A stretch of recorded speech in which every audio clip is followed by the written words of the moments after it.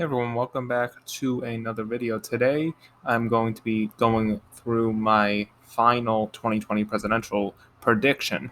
Now, granted, this is not going to be too different in case you want to just skip to the end, but I think it's still important to recognize the dynamics and recognize the shifts that have occurred within the electoral map just within the past 2 months since the last time I put out a video. So just filling out these safe states, these haven't necessarily changed too much over the course of the last 2 months.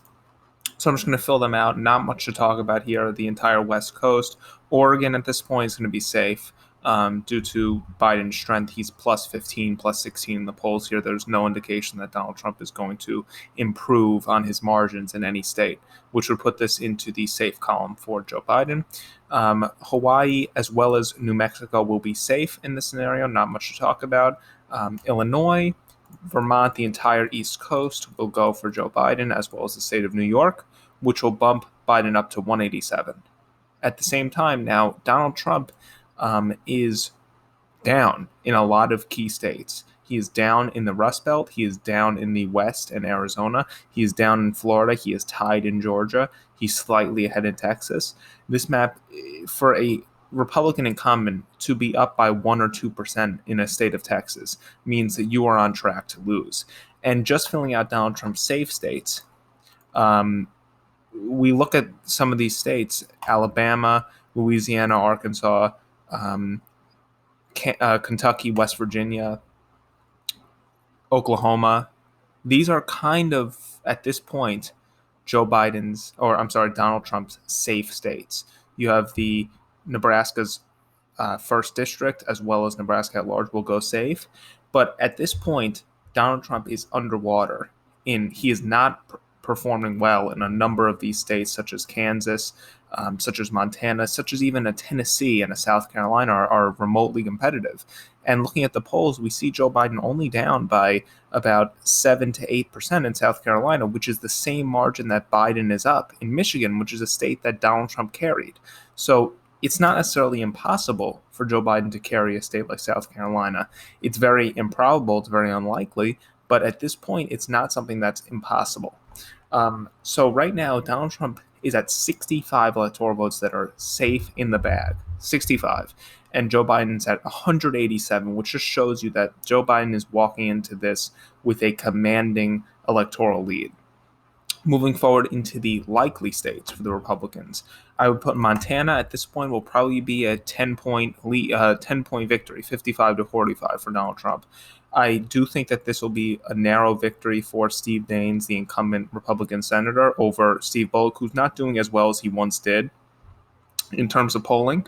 But looking just at the dynamics of the state of Montana, Donald Trump's not going to lose it, but he's going to come close to potentially losing it in a Joe Biden landslide. And at this point, the map is not looking too good for Donald Trump.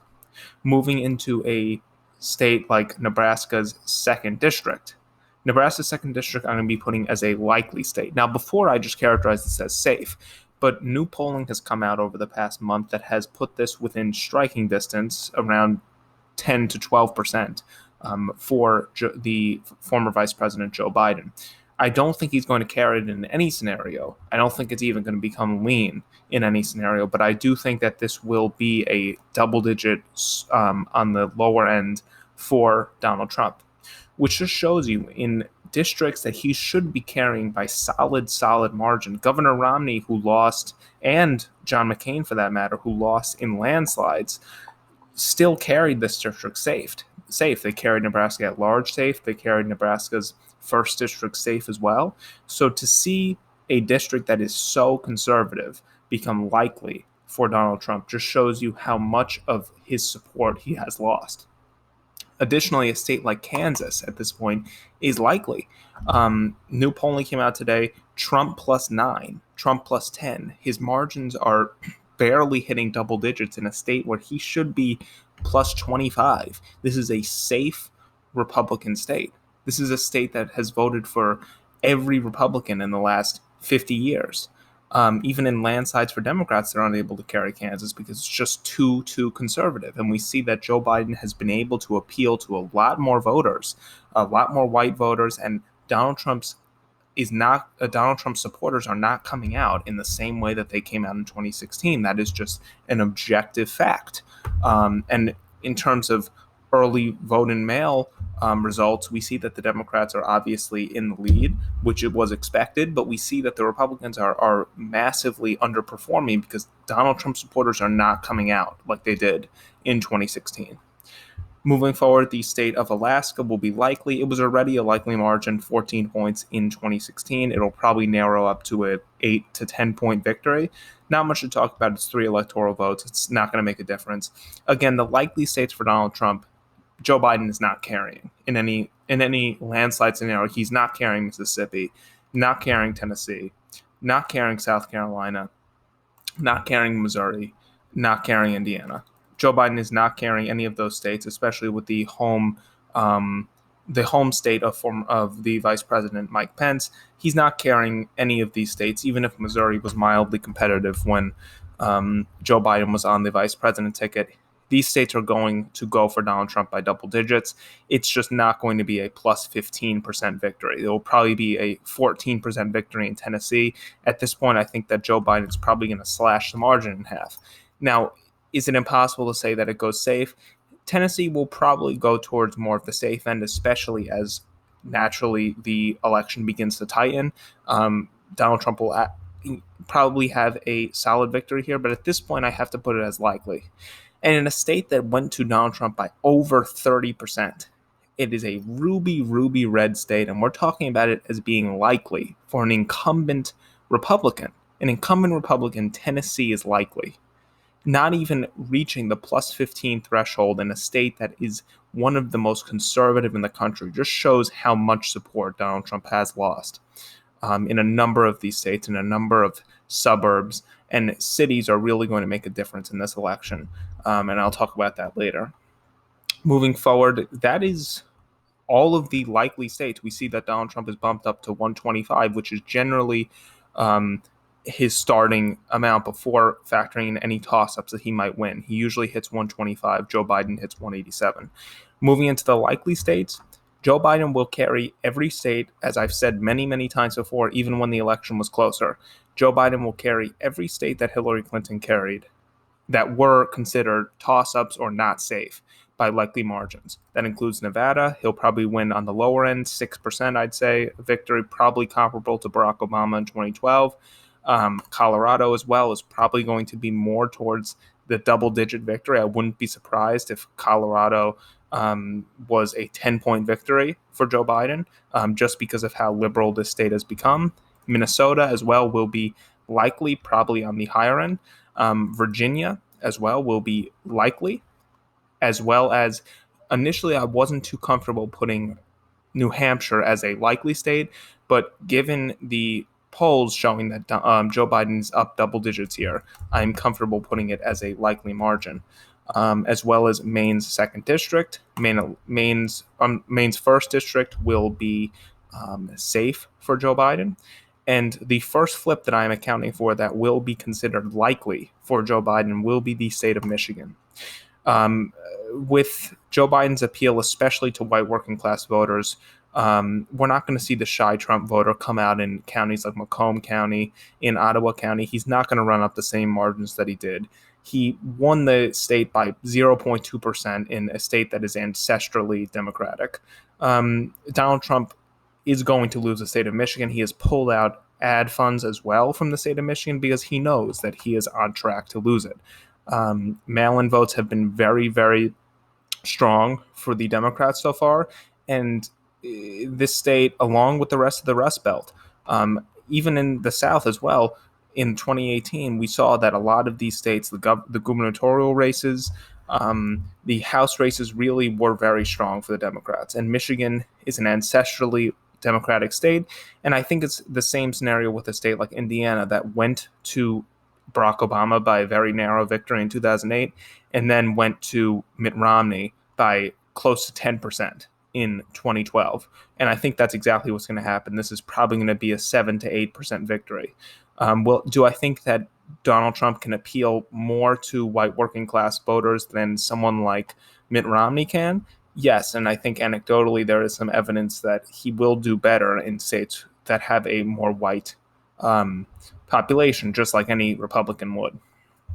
Moving forward as well, I think now we are able to characterize lean states. At this point, we're going to have lean and tilt. And for Donald Trump, unfortunately, he doesn't have too many. Polling has been extremely close in the state of Texas. We'll start off there. Extremely close. I don't think that Joe Biden will pull out a victory in the state of Texas. Do I think it's going to be under 8%? Will it be 51 to 49? I don't think so.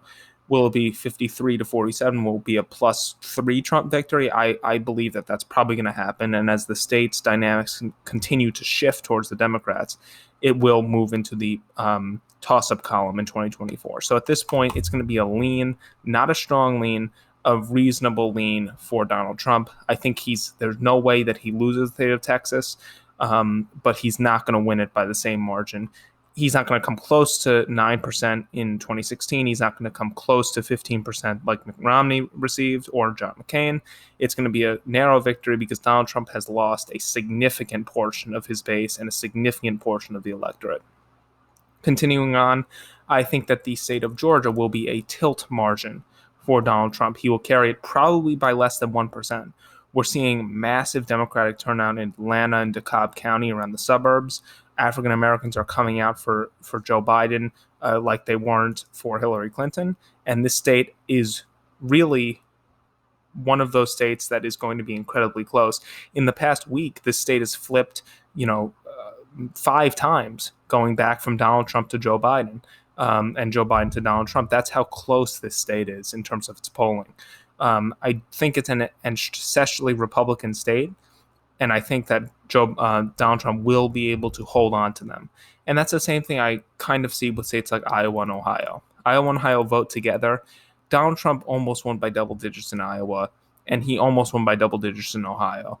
And I think that he's going to be able to peel, even though Joe Biden's going to be able to peel off a lot of support to win the election, Donald Trump will not lose the state of Ohio or the state of Iowa. It'll come within 1%. Joe Biden will be very close, but he will come up short just because of Donald Trump's appeal to the white rural voter in these states. And these states are slowly trending more towards the conservatives. Ohio won't be a toss-up state in the near future. It is going for the Republicans. Continuing on, at this point, Donald Trump's math is done. It's over for him, except for Maine's 2nd Congressional District, which I will characterize as a tilt at this point, the same way that I characterize any of these, not much to talk about. At this point, Donald Trump's math is over. There's nothing more. He loses. The Rust Belt, Wisconsin goes lean. Pennsylvania goes lean, probably by around 5%, right on the border. Joe Biden has been up by 7 to 8, so really I'm being overly optimistic for the Trump campaign here, putting it as lean. It's very possible that these go likely, if not probable that these go likely. But at this point, I'm going to be putting these as lean for Joe Biden. Coming from Scranton, he's going to do very well in Pennsylvania. Barack Obama was just in Philadelphia trying to gin up African-American turnout in Philadelphia County. Joe Biden will be able to improve on the margins, and it's very likely that he outperforms Hillary Clinton, who lost the state by only 44,000 votes and was seen as a very unpopular candidate. Same thing with Wisconsin, 0.7% victory for Trump. He's not carrying it. He's probably going to lose by 4 or 5 here.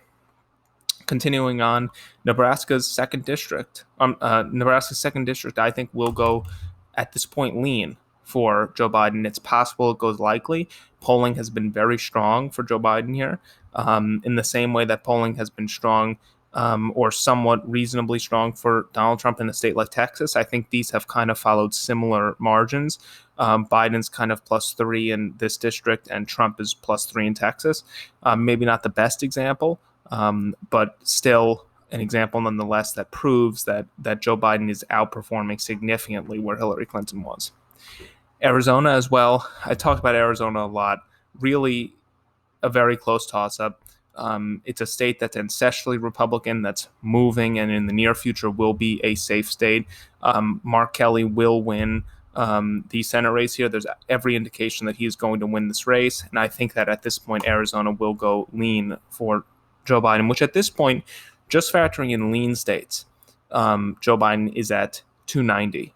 So he's well over the threshold to win the election. Even if Trump is able to pick off a state like Pennsylvania, where he is campaigning heavily, there's no question he is campaigning strongly in the state of Pennsylvania, he would still lose, just with every other state. So Donald Trump's path is steeper than steep, because he has to not only hold on to these states that he is doing much worse in, but he has to narrowly, extremely narrowly flip states that are ancestrally Democratic, that are part of the quote-unquote blue wall. So at this point, Donald Trump's path to victory, if you wanted to kind of put a pin in it, I think it would come to states North Carolina and Florida are going to be tilting. It's possible that Florida goes lean. It's probably going to be over a 1% victory, but I'm going to be a bit more encouraged for the Trump campaign here, given his appeal in Florida and obviously the home state factor. I'm going to be giving that as a tilt. Trump has lost a significant portion of the elderly vote, of the senior vote, which is critical in states like Florida and Arizona. Trump will not have the same turnout in rural counties in the Panhandle, and Joe Biden will absolutely run up the margins in the three biggest counties, in Palm Beach, in Miami-Dade, and in Broward. These are going to be margins that really are going to carry Joe Biden to a victory. And if Joe Biden's able to carry the state of Florida, it's over. It's really over, because that means the rest of the country is going. Even if Donald Trump was able to hold on to Arizona, which is not happening, hold on to North Carolina, which is not impossible, and in my last prediction, I did give Donald Trump a very narrow victory here. Even if he's able to hold on to Pennsylvania, hold on to Wisconsin, as long as Joe Biden has Florida, he only needs to win one other state that Hillary Clinton did not win. He could hold on to Wisconsin, the smallest prize out of the Rust Belt states, besides Iowa, and lose the state of Michigan, which would never happen, and he would still narrowly win the election. So it just shows you that as soon as Florida goes for Joe Biden doesn't need Florida. He absolutely does not need it. But having Florida go just shows how badly Trump is doing, because initially Joe Biden was not campaigning in Florida. He didn't think that it was going to be too competitive because of Trump's appeal here. But because of Trump's handling of the COVID-19 pandemic, Florida and North Carolina will go tilt. Now, this is a similar prediction to my previous ones. When the rates began tightening, I gave states such as North Carolina to Donald Trump, and I gave states such as Florida, which is not impossible to see Trump win either of these. It is possible that we come out election night with 290 to 248. And on the election night, when most of the Republicans are going to be turning out in person, and large majority of the Democrats are going to be voting by mail, we could see states like Arizona Trump leading. We could see states like Wisconsin Trump leading, even something like Michigan, because a lot of the Democratic vote is not counted by mail yet. And slowly, as the days progress, we're going to see these states, Michigan, slowly move more towards the Democrats, Wisconsin, Arizona, and then I'd say a bit more after the election, we're going to see Florida and North Carolina flip. It's going to take a while to certify these states, but with the influence of mail-in ballots, I think that turnout is going to be incredibly high. Democrats are still going to come out and vote in person, just not as much as Republicans, and that is going to help put Joe Biden in the White House with 334 electoral votes to Donald Trump's 204. So thank you guys for watching. If you have any criticism, please let me know. I love making these videos, even though not many people are watching them. I'd just like to express my enthusiasm for the election. Only 2 weeks away.